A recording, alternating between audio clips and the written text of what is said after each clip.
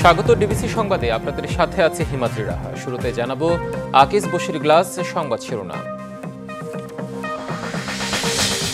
দেশের দীর্ঘতম রেল সেতু উদ্বোধনের পর যমুনা পাড়ি দিল ট্রেন। উত্তর জনপদের সঙ্গে খুলল যোগাযোগের নতুন দুয়ার।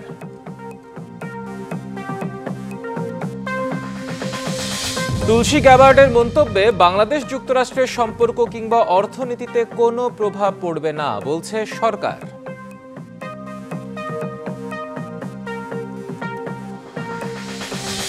সামাজিক যোগাযোগ মাধ্যমে একজনের নামে অর্ধশত আইডি খুলে প্রতারণা, ৫ বছরেও প্রতিকার পাননি সাইবার বুলিংয়ের শিকার নারী।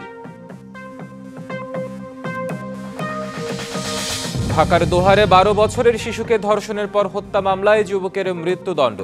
বরগুনায় ধর্ষণের শিকার নারীর পরিবারকে নিরাপত্তা দেওয়ার নির্দেশ। চরম আর্থিক সংকটের অজুহাতে এবারের ঈদে বেতন ভাতা দিতে না পারার শঙ্কায় ২ শতাধিক পোশাক কারখানা, মিলছে না সহজ শর্তের ব্যাংক ঋণও।